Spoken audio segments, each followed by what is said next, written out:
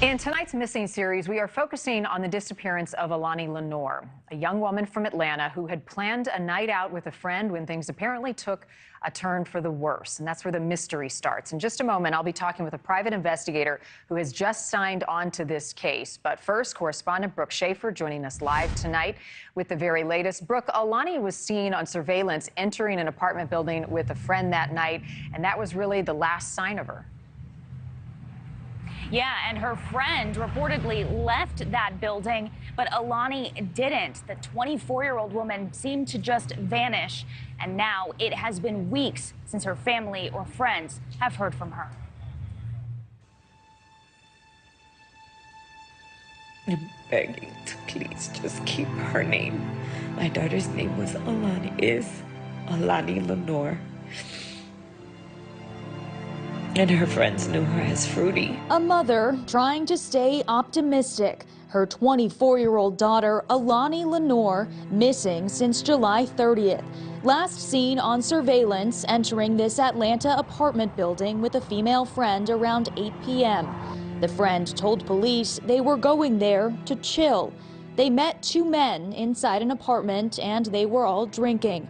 Lenore's father says surveillance shows that friend leaving around midnight, but no sign of Alani. She said, yeah, we were fine. Everything was okay. I mean, I left and Alani was fine. They keep saying she's missing. And she's not missing. She's been taken. Those are facts. Somebody knows where she is. Flyers posted around the neighborhood, pleas on social media, and vigils in the park. We're going to stop saying your name, Alani Lenore. We will not stop talking for you. We will not stop fighting for you.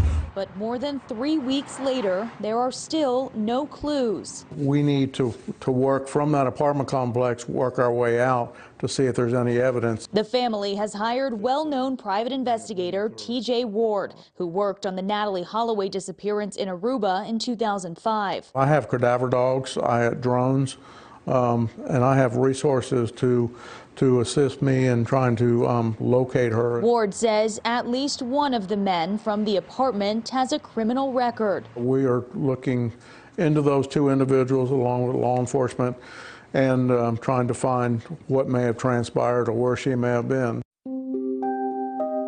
Alani's father preparing for the worst. The least of the evil is that she was trafficked and somebody, took her, because then that gives us the opportunity to try and find her, still alive. Until they know for sure, they're sending love and hope to their daughter. I know that your mother and I are going to continue to look for you until we find you. So just hang on, continue to hang on. Atlanta Police Department for an interview, but we didn't hear back. As for the family, they have started a GoFundMe page to help pay for this private investigator. Marnie? All right, Brooke, thank you. Let's welcome in TJ Ward, the private investigator now on this case. He has worked some of the nation's biggest missing persons cases, including, as you heard there, the Natalee Holloway case back in 2005. TJ, I appreciate your time tonight. Where do you start on a case like this? Thank you very much for having me.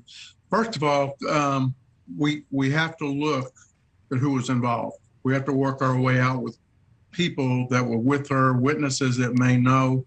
This is not an ordinary missing persons case because we have no idea where she is. I mean, I have access to aerial support, cadaver dogs, drones, and the problem with this is we don't know where to start to look. And I guess we're going to have to work our way out from the apartment where she was, and we have no idea. We know there was two men involved. One of them we know of has a criminal history, and the other person we're already looking into. The best way to start working on these type cases like this in the unknown is to start looking at people and witnesses. Somebody's going to talk. Somebody's said something about where she is, and we have to find that person and hope they come out.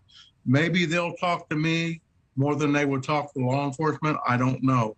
But we have just got into this about a week ago through the father contacted me through their lawyer, his company he works for, and we're going to take this ball and run. My hope's to meet with law enforcement soon and try to share some information to them sharing with me. I'm a former law enforcement officer, 47 years, and hopes that keeping things quiet, and that's probably why law enforcement hasn't spoken to anybody about this, because the confidentiality of information that they're developing and the leads they're getting is good, but they can't let that out. They can't let people know who they're talking to or what they found. That's super important. But as soon as we can establish who may know something or who may talk, that's going to be the importance of this type of case, because we have no idea how she left or where she is or who's with her other than these two men that we know about already. And I'm sure law enforcement is looking at them very closely. Do you have any explanation yet, TJ? This stood out to me as I read the police report today that according to the family, a search warrant wasn't issued for that apartment where there is surveillance of her entering the apartment until about 10 days after she vanished. And according to the family, the two men in question, without incriminating them in any involvement, left the apartment, cleaned up, and are now gone. Have you verified any of that? And how does that complicate trying to find evidence in a missing persons case? Well, I know for a fact that one of those individuals is on probation in a county here in Georgia. So I'm sure that they've already contacted their probation officer, whatever.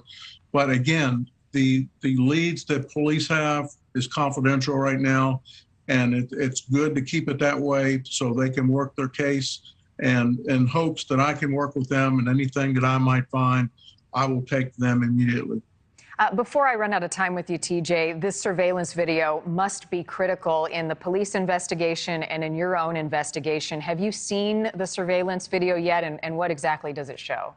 I've seen part of it with somebody leaving, but I have not got into the video yet. I have few recordings of some of the witnesses that I'm analyzing. I have a system called layered voice analysis, and I can analyze these conversations, and I can tell you if somebody's lying or hiding something. And I'll share that with law enforcement and give it to them, and hope to move forward and find new information. Well, I know the family is very appreciative, TJ, that you're on the case. I'm out of time, but I'd like to have you back because we'll continue to follow this. Thank you. And we'll be Thank you very much. And we have to pray so much for this beautiful young lady. It's missing. Amen. All right, TJ, thank you. If you have any information on the disappearance of Alani Lenore, you can contact the Atlanta Police Department Homicide and Adult Missing Person Unit at the number on your screen. Again, she went missing on July 30th. Our team here at News Nation Prime is committed to all of these stories of missing people. Alani's is just another example of the necessary need to shed light on each and every one of these cases to help bring these people home and provide answers to their families. If you have a loved one who is missing, or you know of a case that you think we should be following, you can write to us on our website, newsnationnow.com/missing. Our team goes through each and every submission.